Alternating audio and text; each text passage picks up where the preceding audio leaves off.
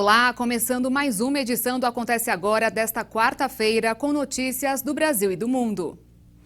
Iniciamos fazendo um giro pelas capitais brasileiras que estão sofrendo com as altas taxas de ocupação nos hospitais. A cidade de São Paulo, por exemplo, teve o maior registro desde o início da pandemia, com 6.500 pessoas internadas. Em Teresina, no Piauí, 100% dos leitos de UTI estão ocupados. Em Fortaleza, Ceará, e em Florianópolis, Santa Catarina, as unidades de terapia intensiva estão trabalhando com a taxa quase no limite.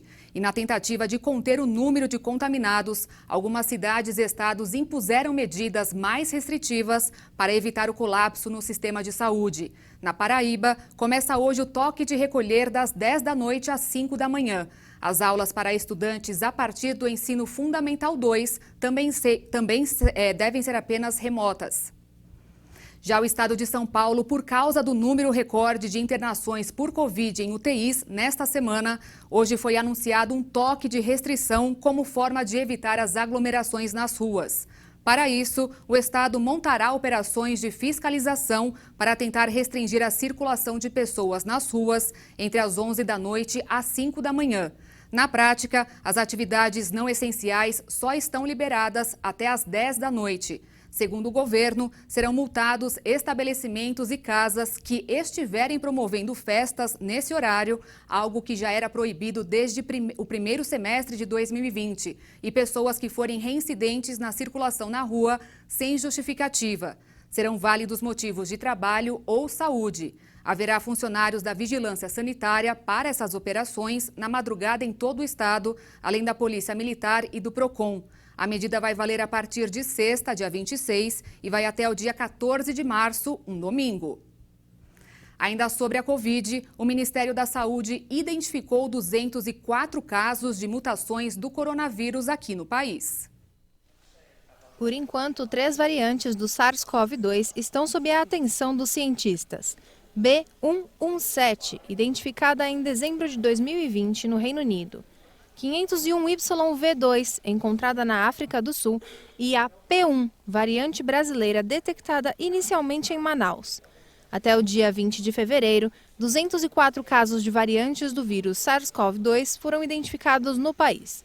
O levantamento foi feito pela Secretaria de Vigilância em Saúde a partir das notificações recebidas pelas Secretarias Estaduais da Saúde. De acordo com a pasta, foram registrados 20 casos da cepa britânica nos estados de São Paulo, Bahia, Goiás e Rio de Janeiro. A variante P1, encontrada inicialmente em Manaus, teve 184 casos identificados em 17 estados. O Amazonas teve o maior registro, com 60 casos, e em São Paulo foram encontrados 28. Até o momento, o país não teve nenhum registro da variante descoberta na África do Sul. E hoje, nas redes sociais, o prefeito do Rio de Janeiro, Eduardo Paes, afirmou que a vacinação de idosos na cidade vai ser retomada amanhã para aqueles que tenham 82 anos de idade. Na sexta, é a vez de quem tem 81 e no sábado, quem tem 80 anos. A vacinação é feita nos postos de saúde das 8 da manhã até às 5 da tarde. A vacina contra a Covid-19 da Johnson & Johnson, administrada em apenas uma dose, é eficaz contra os quadros severos da doença, inclusive da variante sul-africana, além de reduzir a transmissão do vírus nos vacinados. A informação foi divulgada hoje pela Agência de Alimentos e Medicamentos dos Estados Unidos. Em testes clínicos nos Estados Unidos, a vacina mostrou uma eficácia de 85,9%, com uma taxa de 81,7% na África do Sul e de 87,6% no Brasil.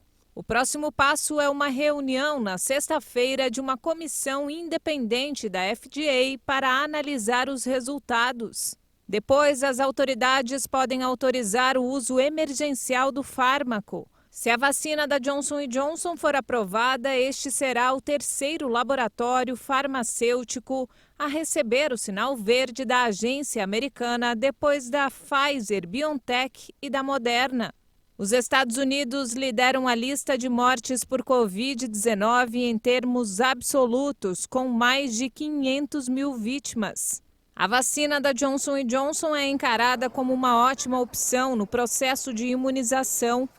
O fato de exigir uma dose única e de a vacina ter a possibilidade de ser armazenada em uma geladeira e não em um congelador representa uma grande vantagem operacional. A Organização Mundial da Saúde informou que o número mundial de casos semanais do coronavírus caiu 11%. É a sexta semana consecutiva de queda. O número de mortes também caiu, 20% em 3 semanas. As únicas regiões que registraram pequenos aumentos foram o Sul da Ásia, com 2%, e o Oriente Médio, com 7%. No mercado financeiro, o dólar fechou em queda nesta quarta-feira, com os investidores avaliando os riscos políticos e fiscais do Brasil em meio à sinalização de retomada da agenda de privatizações do governo. A moeda norte-americana recuou 0,39% e encerrou o dia cotada a R$ 5,420 na venda. Na África do Sul, para proteger os banhistas em um dos principais destinos do turismo litorâneo, as autoridades implementaram um polêmico sistema de rede contra tubarões, que gerou críticas de ambientalistas. É realmente para dar segurança aos banhistas ou é a razão da diminuição no número de espécies desses tubarões? Uma última respiração para encher os pulmões antes de entrar no Oceano Índico. É hora de mergulhar com os tubarões. Os tubarões galha preta são comuns ao longo de Aliwal Shoal, uma área marinha protegida na costa leste da África do Sul. Para alguns do grupo, este é o primeiro encontro com o predador. Foi uma experiência incrível, são animais realmente majestosos debaixo d'água e simplesmente mergulhar com esses peixes e vê-los no habitat natural é incrível. Nadar ao lado de tubarões é a especialidade de Gary Snodgrass, mas por vários anos o proprietário deste centro de mergulho viu o número e a diversidade de animais diminuir. Alguns dos maiores predadores desapareceram quase completamente. Costumávamos chamar de mergulho do tubarão-tigre, mas tivemos que mudar o nome porque não podemos chamar dessa forma. Raramente vemos essa espécie. Nos últimos anos, o número desses tubarões diminuiu de forma dramática, infelizmente. As redes de tubarão podem ser um dos motivos para essa diminuição de animais. A estrutura fica apenas a algumas centenas de metros da costa e tem 212 metros de comprimento e 6 de largura. Este sistema não mantém os tubarões longe das praias, porque eles podem simplesmente passar por baixo ou ao redor das redes.